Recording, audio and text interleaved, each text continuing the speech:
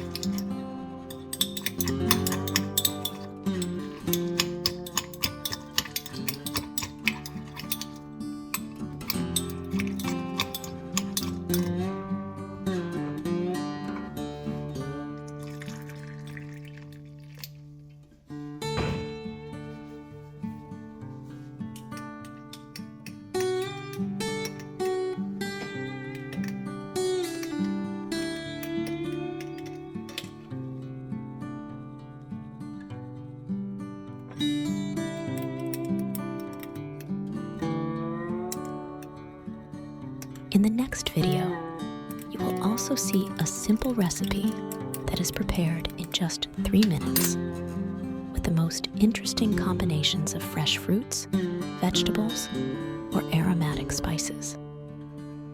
See you in the next video.